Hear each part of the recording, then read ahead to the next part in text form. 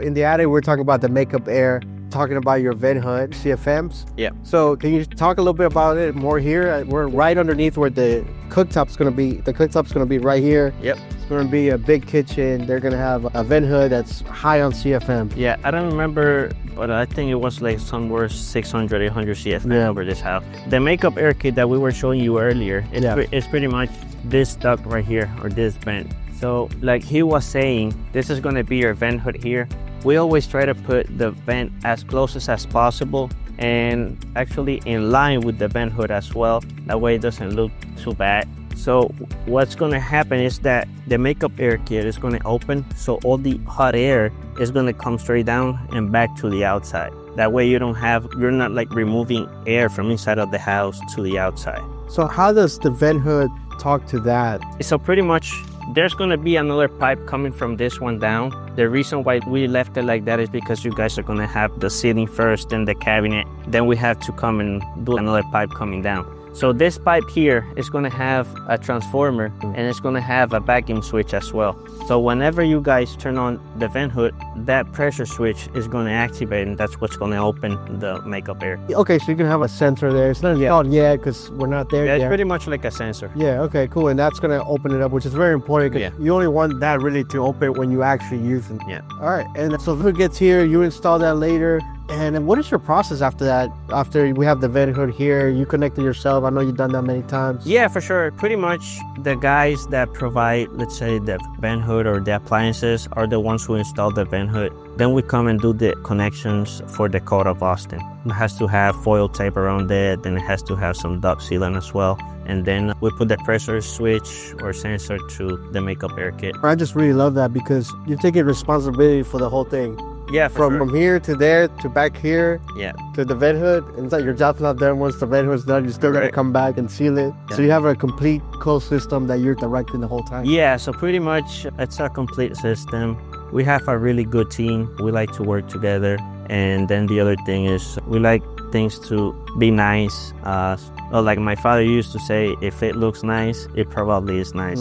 So that's how we want to roll. For sure. I used to have a coach that said, if you look good, you play good. It's looking good. Yeah. Let's go over to the laundry room. Yeah, for sure. I wanted to ask you a few questions about the dryer vent. Okay. This isn't your home's dryer vent. This is something a little bit more upgraded. Traditional dryer vents usually have a circular duct coming out the wall. Correct. It's tough to install your... Pretty much, it's going to be your same pipe, same duct.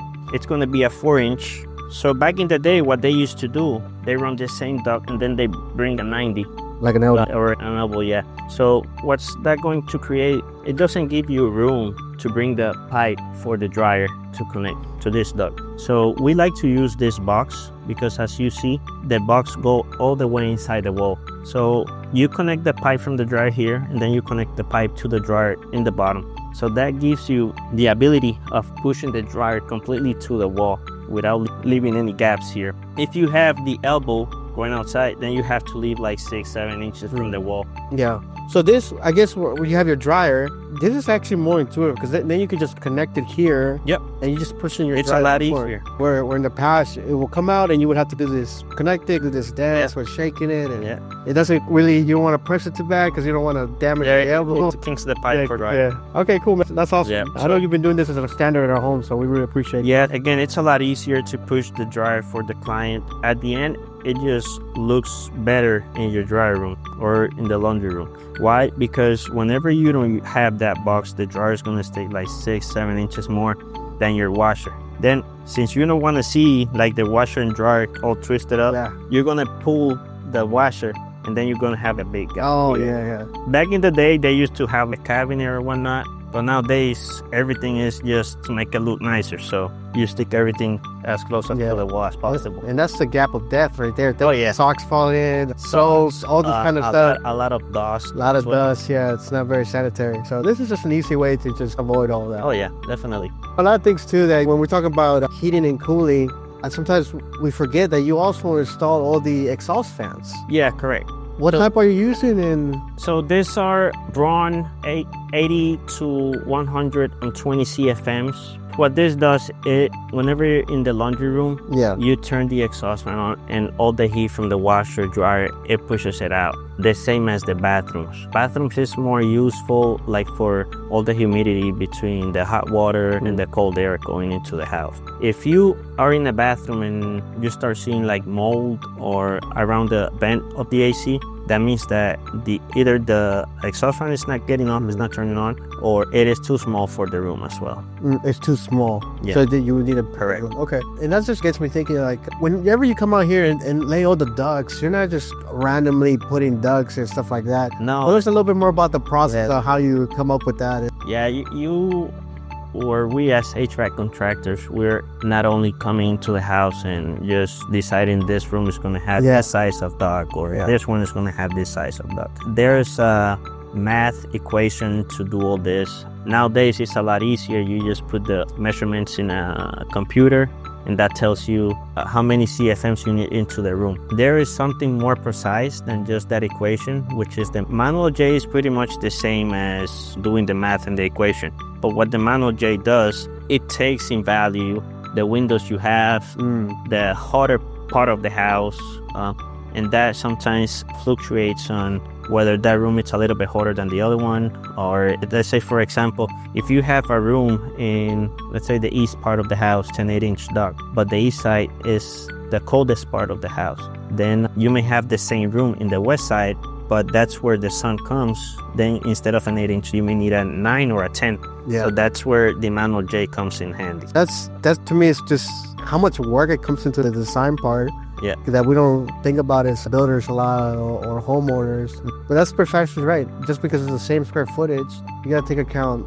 You were mentioning windows, ceiling heights. If it's maybe a higher ceiling, you might need more. Or the one that is rarely thought about is skylights as well. Oh yeah, definitely. How a beautiful skylight could actually affect the way that you're heating and cooling it. And there's something else that we like to do. Let's say, for example, if a room needs an 8-inch duct, we always like to go an inch bigger. Why? Because probably this house, let's say in a 10, 15 years, it might get remodeled. And they might extend the room 2 or 3 more feet to make it look bigger and make an office or whatnot. So then you will not have to change the duct going into that room. So that saves you a little bit of money in the future. The other thing, we are allowed to do that because we use dampers in each duct as well. So what that does, even it's a bigger duct, doesn't mean that you're going to have more CFMs, because it's going to be controlled by that damper as well. So we're going to a certain CFM. So then that damper, whenever the system is on, we graduate it for the CFMs that the room needs. Could you, on that damper, potentially raise it now that you have a bigger capacity? The CFMs? So since it's a bigger one, well, we reduce it. Okay, yeah. That makes sense. Yeah. That's a lot that I think we just got to, whenever we're building homes and designing, really got to get you in early. We got to get the HVAC guy that knows how to cool your home early in the process. That way we can make better decisions. It almost sounds like per room basis. Oh yeah, definitely. So there's something that we were talking about behind the scenes that you asked me about the placements of the vents. There is, again, not wrong or right place to put a vent in. We like to do it as in the center as possible. We like to leave somewhere between 6 to 8 inches, depending on how wide or how long is the room. But we always try to do like a middle part of the room, that way it looks nicer. Or between lights. Sometimes you have 4 lights in a room in each corner. So we always like to look for that middle part of the room where the vent will look nicer. Oh, that's great. So also not only cooling, but you're also thinking the aesthetic. Oh yeah, how it's going to look at the end. No, at the end of the day, you're paying millions of dollars for these houses, and just for a simple thing that might take you, I don't know, maybe 5 more minutes to measure each room, you're going to have a more pleasant or more nicer looking house. Yeah. So that's pretty much what we do.